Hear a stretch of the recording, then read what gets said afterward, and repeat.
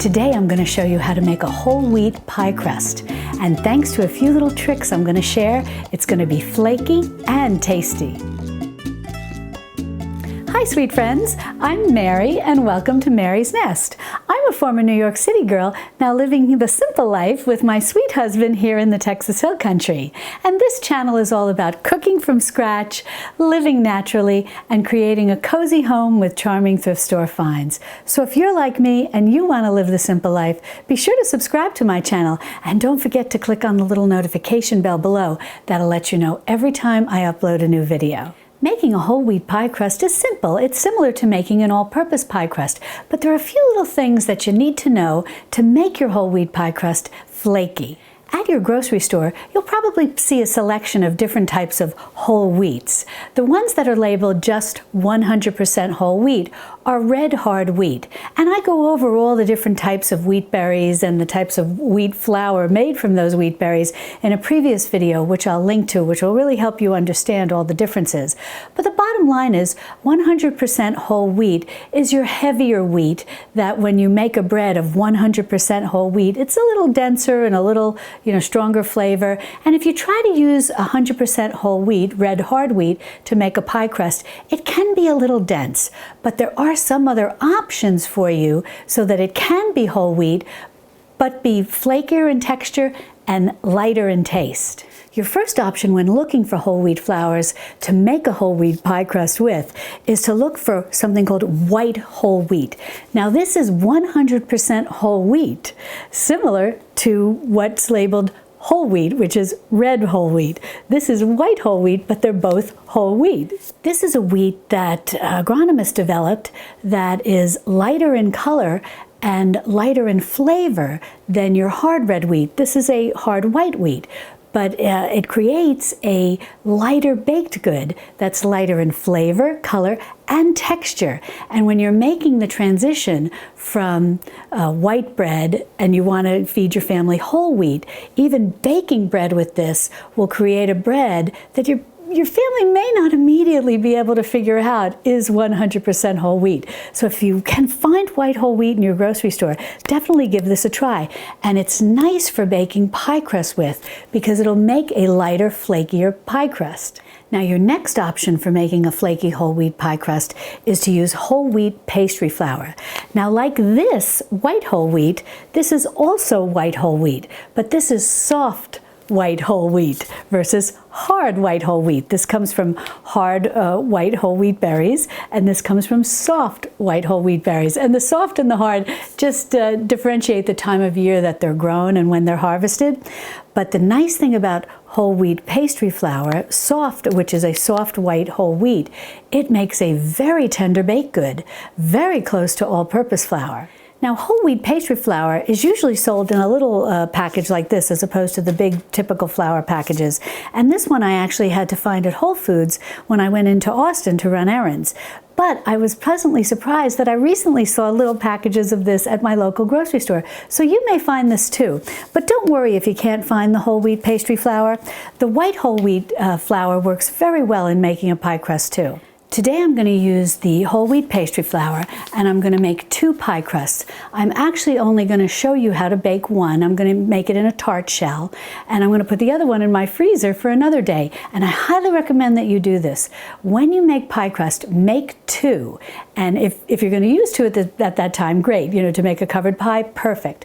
But if not, make 2 anyways, like if you're just making a tart or something and you're only going to use the bottom crust, because that way you can put one in the freezer and then when next time you want to make a tart, you can just pull it out, let it defrost a bit, roll it out, and there you go. And you don't have to worry about making it. So always having a frozen pie crust in your freezer is a good thing to do.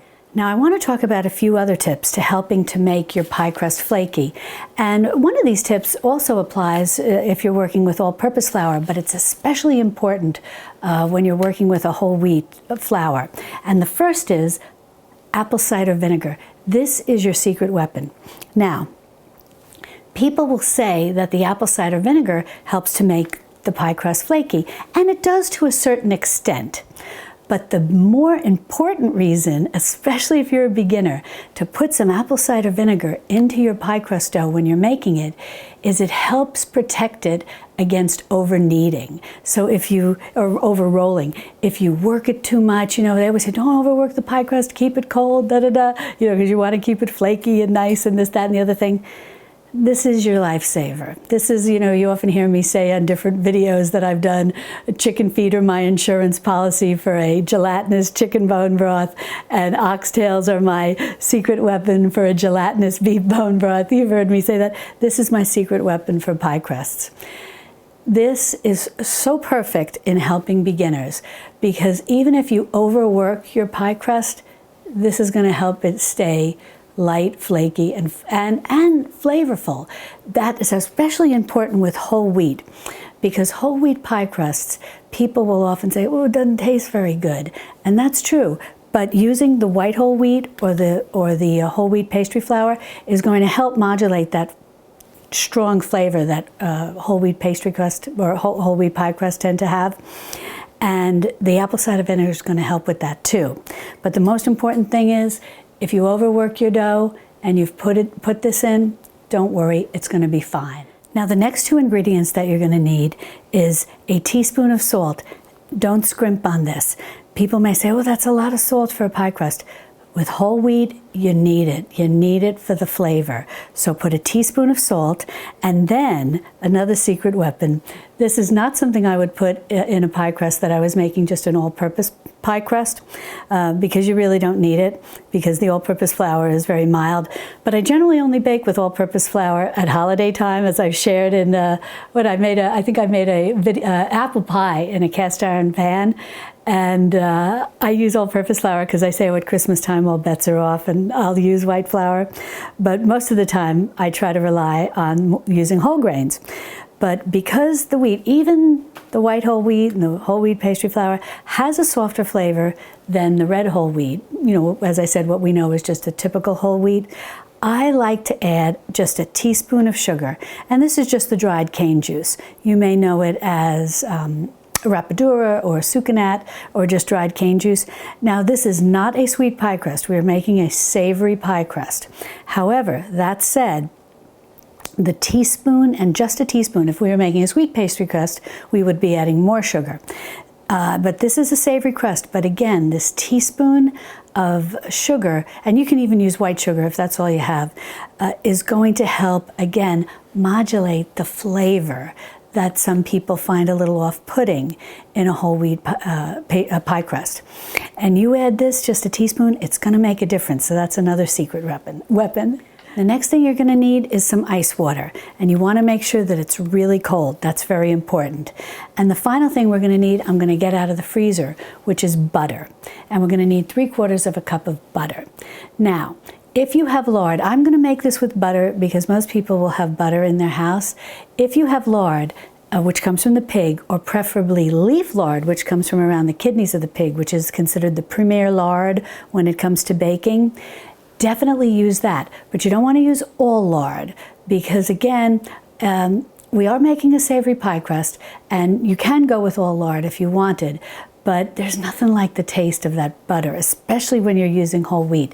It just adds a wonderful flavor.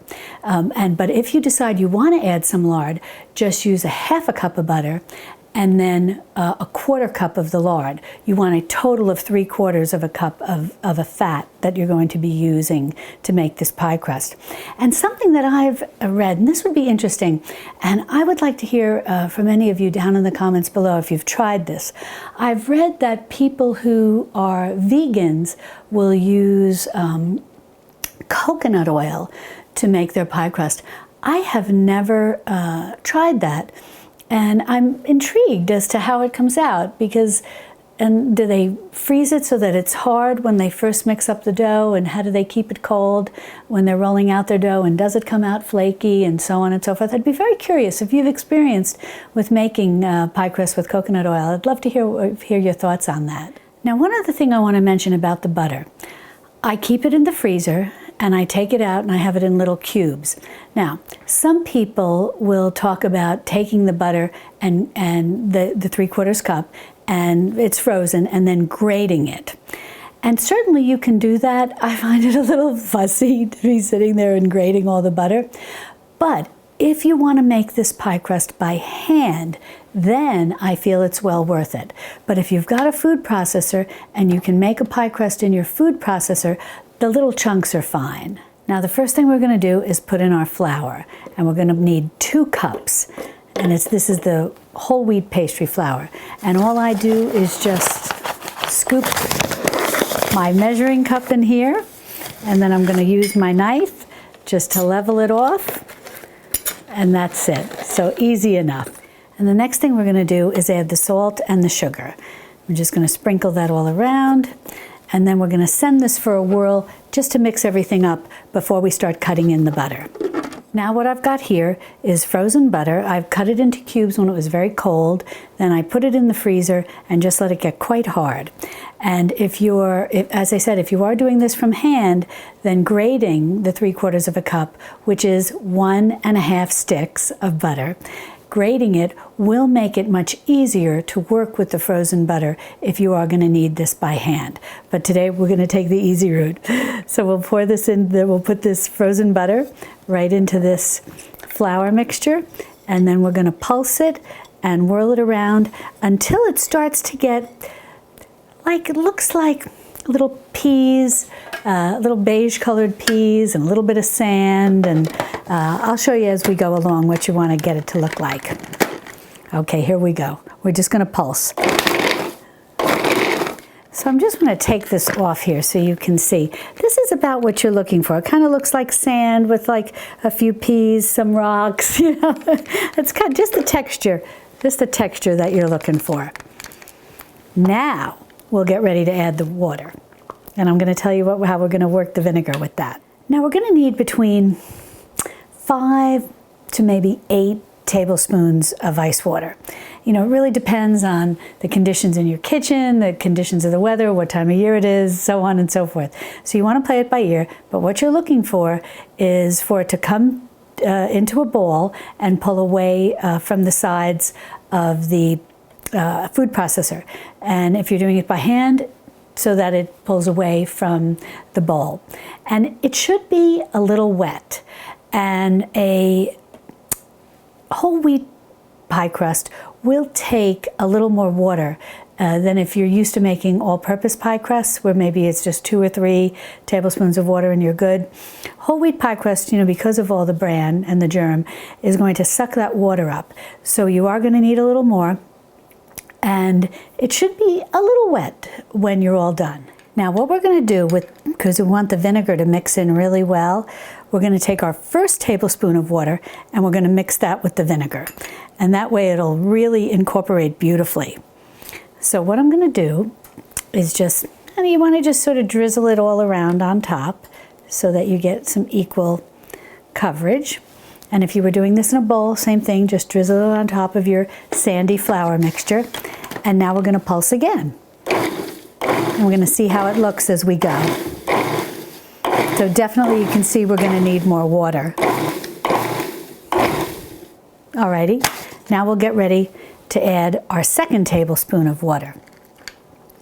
And something I have to share with you that I think is interesting is I was reading, I think it was in Cook's Illustrated, and they were doing a pie crust, and they were getting worried. They said, you know, about adding too much water, and sometimes people who are beginners and learning and maybe nervous about adding too much water, that they were actually using vodka, which I thought was very interesting because of the alcohol content. It helps with the moisture, but it's not as high in water. I don't know exactly all the science behind it, but I thought it was very interesting. Alrighty, now so 1 tablespoon of vinegar is in there, 1 tablespoon of water, and now we've added a 2nd tablespoon of water. And as you can see, still gonna need more water. Alrighty, now let's go with our 3rd tablespoon of water. And we'll put that right in, and again, we'll just drizzle that all across the top there. Alrighty. Perfect. Alrighty, number 3.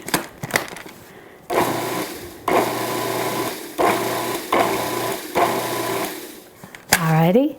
I'm taking you through this so if you're a beginner, you can exactly see what's going to happen.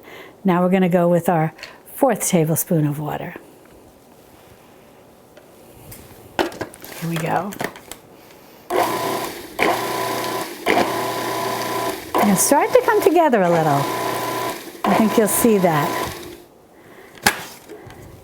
Now what I'm going to do, I'm just going to get a spatula over here, and I just want to make sure to scrape down these sides so that if any of this dough that is getting a little damp from the water will be incorporated, and we don't have to worry that we're leaving any of that out. There we go, perfect. Alrighty, now we're ready for number 5. I think we're going to see it start to come together now. Okay, here we go. Oh yeah, see that? Starting to take shape. Oh, hear it? You'll even, not only will you see the change, you'll start to hear the change. Nice. There you go. Okay, I think we're going to need 1 more tablespoon of water. Well, this seems pretty good. That was as we said, we put the 5th tablespoon of water in. This is really coming together quite nicely. I'm not going to add any more.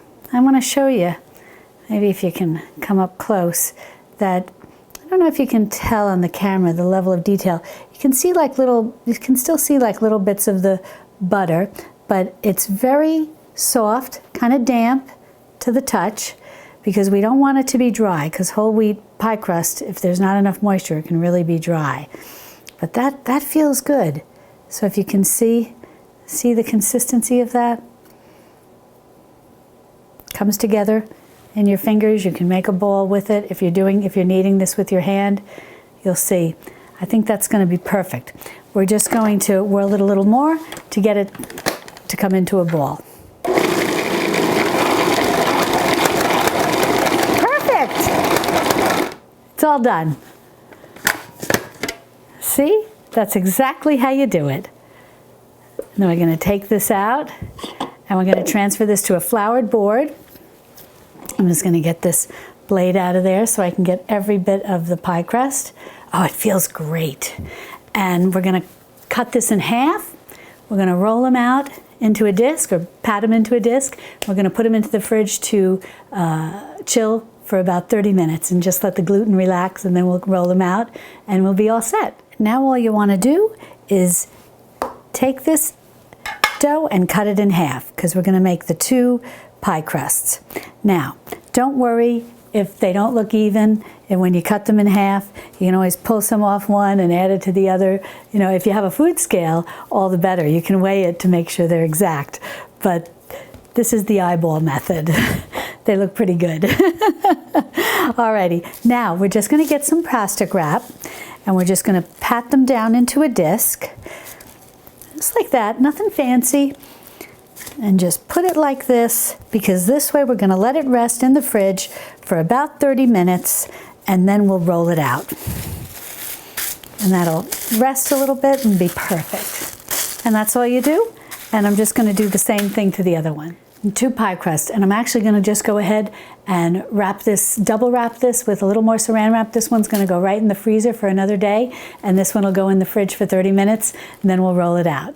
Well, I had this dough in the refrigerator for 30 minutes. It's nice and cold, so I'm just going to unwrap it, and I'm going to put it down on a piece of parchment paper. You can use wax paper if you have that as well. And I've just got a little flour on it, and we're going to take it out and put the disc down on it. I don't know if you can see this on camera, but you'll see all dotted with the little bits of butter, and that's perfect. That's exactly what we want, because when the pie crust goes into the oven and the heat hits that butter, the moisture in the butter releases steam, and that's what makes a flaky pie crust. Alrighty, now the next thing I want to do is just put a little bit of this flour on top here. Just going to kind of roll that around like that. I don't think we need any more. And then we're going to just roll it out between these 2 pieces of parchment paper. Now don't worry if it cracks or anything when you're rolling it. Just push it back together and keep rolling it. And you're just going to start in the middle and you're going to roll out to the edges. And then you're going to start in the middle, roll out to the edges, start in the middle, roll out to the edges, start in the middle, and roll out to the edges. And then what you want to do is just turn it like this, and then continue the same. And then you also, as you're doing it, just check and make sure that it's not sticking too much to the parchment paper. You can even move it around a little, reposition it, whatever you need to do. And you just start in the middle and you roll out like that, roll back to yourself, just keeping an eye on it through the parchment paper if it's cracking. But doing it between two pieces of parchment paper is nice because this way it doesn't stick so much to the rolling pin, obviously, given that you have the parchment paper as a protector. You can also, some people will have little cotton sleeves that they can put on their rolling pin and dust that with flour and then roll out the dough that way. That's a very clever way to do it too, because sometimes, especially for beginners, if you're rolling it out just with your rolling pin right onto the dough, even though you floured it, it can be a little more difficult, and sometimes it can stick and get a little messy and can be a little frustrating if you're new to it. But anyways, you just want to keep doing this, and what we're going to do is we're just going to keep rolling it out. I'm going to be baking it in a tart pan, so I'm going to look to get it slightly bigger than this size. I'll keep doing that, and then we'll get ready to put it in the pan. Well, I rolled this out to about the size that I need, and it's beautiful. It's not sticking there. And as you saw, this parchment came off very easily too. Now what we're going to do is we're going to get our tart pan, and we're going to gently lift this up and put it into the pan. And what we're going to do is we're going to lift it like this. We're going to put it into the tart pan as carefully as we can, positioning it as well as we can, and then we'll push it down and get it into the pan and get ready to blind bake it. I'm going to show you what exactly blind baking is and how to do it so that you get a nice, beautiful tart. So here we go. Just be as gingerly as you can, as gentle as you can, and we'll get this in, and then we'll start to push it down. Great, I think that looks good. Well, we did pretty good. So now we're just going to go around and gently get this all pressed down and into every little crevice of the tart pan. And now what we're going to do is just take our rolling pin and just roll it over the tart pan like this to get off all the extra dough around the edges. And we'll just pull it right off. It'll just come off like that, and you just pull it right off. And don't throw this out. We're going to just roll it up into a little ball, roll it out, you can make some little cutouts or just little twists that you can bake up in the oven for a little cook's treat. Alrighty, well, I think that looks great. Now I'm just going to pop this in the freezer for about 5 minutes. If you want to just pop it in your fridge, maybe 10 minutes. We just want to get it a little chilled before we put it into the oven.